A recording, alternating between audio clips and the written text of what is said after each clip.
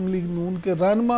जनाब बैरिस्टर अकील मलिक साहब, thank you very much barrister साहब, आपने वक्त दिया। बैरिस्टर साहब, आज डीजी आईएसपीआर की प्रेस कॉन्फ्रेंस आपने भी सुनी होगी। उन्होंने दहशतगर्दी और 9 मई के वाक़यात के हवाले से जो हक़ाइक़ बयान किए हैं, जिन ख्यालात का इजहार किया है, आपकी इस हवाले से क्या राय है? बिस्मिल्लाहिर्रहमानिर्रहीम। इमरान साहब बहुत बहुत शुक्रिया। देखें, बिल्कुल आज तो वाज़ेह तौर पे ये चीज़ सामने आई है जो एक तवातर से हम भी कह रहे हैं, हम हुकूमत भी कह रही है कि, और मैं तो बिलखुसूस इस बात पे काफ़ी तबसरा भी कर चुका हूँ पहले, कि जो एक टेररिज्म में सर्ज आया है, जो दहशतगर्दी में की लहर में तेज़ी आई है। अब ऑफ कोर्स इसके आपने खदोखाल तो देखे कि क्या थे या इसका बैकग्राउंड क्या था। हमारी हुकूमत में या हमने अपने दौरे हुकूमत में अल्हम्दुलिल्लाह रद्दुल फसाद ऑपरेशन भी किया, ज़रबयास भी किया और इस नासूर से जान छुड़वाई। लेकिन यहाँ पे रीसेटलमेंट के नाम पे या दोबारा जो जेलों के दरवाजे खोले गए और दहशतगर्दों को बाहर निकाला गया रीसेटलमेंट के नाम पे, तो अब ऑब्वियसली री इंटीग्रेशन के नाम पे, ये दो ऐसे लफ्ज़ हैं जो यूरोप में ज़्यादा इस्तेमाल होते हैं और वहाँ पे माइग्रेंट्स के हवाले से या अदरवाइज क्योंकि इंस्पिरेशन तो शायद वहीं से ड्रॉ की गई थी कि अमेरिका में भी जो है टेररिस्ट को सोसाइटी में रीसेटल करने के नाम पे या री इंटीग्रेट करने के नाम पे जो इक़दाम वहाँ पे उठाए। लेकिन हमारे सोसाइटल डायनामिक्स जो हैं वो बड़े मुख्तलिफ हैं। यहाँ पे ये बात भी देखने की ज़रूरत है कि उसका फ़ायदा किसको हुआ और नुकसान किसको हुआ, क्योंकि अभी फ़िलवक़्त तो फ़ायदा तो किसी को नहीं हुआ, लेकिन ज़ाती तौर पर उन दहशतगर्दों का फ़ायदा तो हुआ, लेकिन यहाँ पे नुकसान पाकिस्तान का हुआ। और आज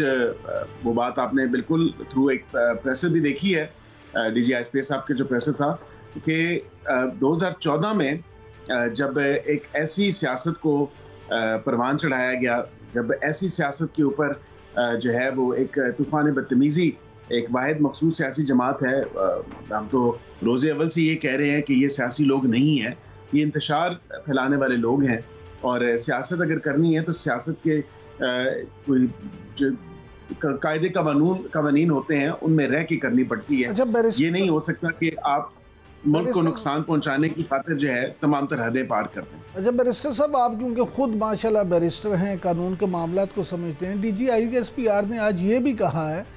कि 9 मई के वाक़यात में असल किरदारों को सज़ाएं दिलवाने तक इंसाफ का अमल जारी रहेगा। तो इससे एक बात तो तय है कि मज़ीद लोगों को अभी सज़ाएं होंगी। तो क्या आप समझते हैं माहिर कानून होने के नाते और सियासतदान होने के नाते कि बानी पीटीआई इमरान खान को भी 9 मई में सज़ा हो सकती है? जी इमरान साहब, बात यह है कि मैं बिल्कुल कानून का एक तालिब इल्म होने के नाते मैं एविडेंस बेस्ड बात करता हूँ, और फिलवक़्त जो एविडेंस सामने आया है या जो देखा गया है, ये तो उस तरफ इशारा तो उसी तरफ ही है कि 9 मई एक सियासी जमात ने किया, उस सियासी जमातों के लोगों ने किया, उस सियासी जमात के लोगों ने नौजवानों को बतौर ईंधन इस्तेमाल किया, अपने पार्टी के वर्कर्स को या पार्टी के अहदेदारों को एक ढाल बना के उन्होंने उनकी जहन साजी इस तरह की कि अपनी ही फ़ौज और अपने ही इदारों के ख़िलाफ़ और फ़ौजी तनसीबात और हसास जो मकामात थे हमारे, और बिलखुसूस शोहदा के जो मुजस्समे थे उनको मिसमार करना, ये तमाम तर वो थी कि जो इनकी पॉलिटिकल ट्रेनिंग इस हवाले से की गई उस leading up to that day. क्योंकि ये नहीं हो सकता कि 200 से ज़ायद मकामात पे आप इतनी केयरफुली प्रिसीजन या केयरफुली प्लान्ड या केयरफुली क्यूरेटेड इवेंट जो है वो इस तरह अनफोल्ड हो कि बिल्कुल तमाम चीज़ें सिंक्रोनाइज थी और लोगों को पता था कहाँ पे पहुंचना है, किस वक्त पहुंचना है और क्या करना है। तो ये एविडेंस है, उनकी अपनी एमेच्योर वीडियोस हैं। उसके अलावा इस चीज़ की डिमांड भी थी कि सीसीटीवी को रिलीज़ किया जाए, और बिल्कुल सीसीटीवी की फुटेज रिलीज़ हुई। तो उसमें तो कोई दो राय नहीं है कि एविडेंस तो एग्जिस्ट करता है, और मैं एविडेंस की बेस पे ही बात करूँगा। और एविडेंस जो है वो अब कुछ चीज़ें अनर्थ हो रही हैं फर्दर इन्वेस्टिगेशन में। अगर वो, क्योंकि वो चार्ज तो हैं, चार्ज फ्रेम भी उन पे हो चुका है, और जब एविडेंस अगर बिल्कुल एविडेंस की जो मकदार है और एविडेंस जो नज़र आ रहा है, अगर उनकी इमा पे हुआ और उन्होंने केयरफुली इसको क्यूरेट किया और डायरेक्शन दी इन तमाम तर चीज़ों की, और उनके कहने पे और उनकी इमा पे अगर ये तमाम तर चीज़ें हुई हैं जो still is yet to be proven in a court of law, तो जब ये होगा तो आप देखेंगे बिल्कुल नज़र तो यूं ही आ रहा है, लेकिन अदालत में उन्होंने अपना केस प्रूव करना है, और मैं अदालत के किसी भी काम में जो है उससे पहले कमेंट करना मुनासिब नहीं समझता। लेकिन बैरिस्टर साहब, यहाँ हमारे जो माजी में तो हमने यही देखा है कि इल्ज़ामात तो बड़े बड़े लग जाते हैं, लेकिन फिर शायद प्रोसिक्यूशन सही अपना काम नहीं कर पाता, या कोई मसलहतें आरे आ जाती हैं और कभी भी फिर सज़ाएं उस तरह से हुई नहीं, ख़ास तौर पे सियासी रहनुमाओं को। नहीं, ऐसी बात नहीं है। ज़ाहिरी बात है कि सियासी रहनुमाओं के ऊपर अगर सियासी नोयत के केसेस बनाए गए थे माजी में, जिस तरह आपने देखा कि हमारी लीडरशिप के ऊपर बनाए गए थे, और हमने बिल्कुल तमाम तरह उन केसेस का मुकाबला किया और अदालतों से ही जाके रिलीफ लिया। ये तो नहीं कहा जा सकता कि हमारे ऊपर कम से कम घड़ी चोरी का या जेवर चोरी के केसेस नहीं थे, हमारे ऊपर 190 मिलियन पाउंड की करप्शन के केसेस नहीं थे, हमारे ऊपर बनाया पनामा गया था, लेकिन उसमें से निकला क्या? इन अ कोर्ट ऑफ लॉ वहाँ पे तो प्रूफ हुआ कि वहाँ पे सिर्फ एक इकामा निकला कि बेटे से तनख्वाह नहीं ली या कैलिबरी फंड का इस्तेमाल किया। तो ये एक बड़ी मजे का खेज बात है। सियासी नोयत के केसेस तो इस तरह के होते हैं जो इन्होंने अपने जो है मलिक साहब दौर में जो है हमारी लीडरशिप के ऊपर बनाए। अभी जो उनके ऊपर केसेस हैं पानी पीटीआई के ऊपर, वो तमाम तर केसेस वो हैं जो क्रेडिबल एविडेंस के साथ हैं, खा वो मे 9 का हो, खा वो 190 मिलियन पाउंड का हो, खा वो तोशाखाना 1 हो, तोशाखाना 2 हो। तो ये तमाम तर वो चीज़ें हैं जो आपके सामने और कौम के सामने।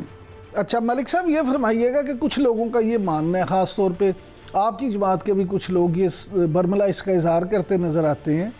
कि 9 मई के वाक़यात में जब ये फ़ौजी अदालतों ने सज़ाएँ सुनाई हैं और फिर 26 नवंबर को जो इस्लामाबाद में हुआ, उसके बाद पीटीआई जो है वो डाउन हुई है और वो मुज़ाकरात की तरफ आई है। आपके ख्याल में भी कोई ऐसा ही है? देखिए, मैं समझता हूँ कि तमाम तर हरबे इस्तेमाल करने के बाद, तमाम तर कोशिशें करने के बाद, जो कि हर कोशिश इनकी नाकाम हुई, क्योंकि इनकी कोई पॉलिटिकल स्ट्रगल या पॉलिटिकल मूवमेंट तो नहीं थी। पॉलिटिकल मूवमेंट्स वो होती हैं जिसमें आइन और कानून के तमाम तर तकाज़ों को पूरा किया जाता है। हमने 12 दफ़ा यही बात की कि आपका आइनी हक है, आप बिल्कुल एहतजाज करें, एहतजाज से आपको कोई मना नहीं कर रहा, लेकिन लॉ ऑफ द लैंड भी कोई चीज़ होती है, आइन और कानून भी कोई चीज़ होती है। उसी 4 कॉर्नर्स ऑफ लॉ में रहते हुए आपने एहतजाज करना है, उसी आइन की पासदारी करते हुए आपने एहतजाज करना है। लेकिन यहाँ पे तो ये कहते हैं कि एहतजाज नहीं, इंतशार होगा। और फिर इन्होंने देखा कि जब कोई हरबा इनका जो जितने हरबे इस्तेमाल किए और कोई हरबा काम ना आया, तो फिर उन्होंने एक बेटर सेंस प्रिवेल की है और मुज़ाकरात के लिए अब ये एक टेबल पे आए हैं। देखते हैं, ये अब टाइमलाइन भी उस पर लगा रहे हैं। मैं ज़ाती तौर पे तो समझता हूँ कि मुज़ाकरात में कोई टाइम सेंट्रिक या टाइम फ्रेम या टाइम लाइन नहीं होनी चाहिए, ये ऑल इनकम्पेंसिंग होने चाहिए, तमाम पहलुओं पे बात होनी चाहिए। लेकिन यहाँ पे ये कह देना कि 1 महीने से कम जो वक्त है उसमें आप मुज़ाकरात करें और रिजल्ट भी निकाल के दें, फिर रिजल्ट भी ऐसा ही निकलना है।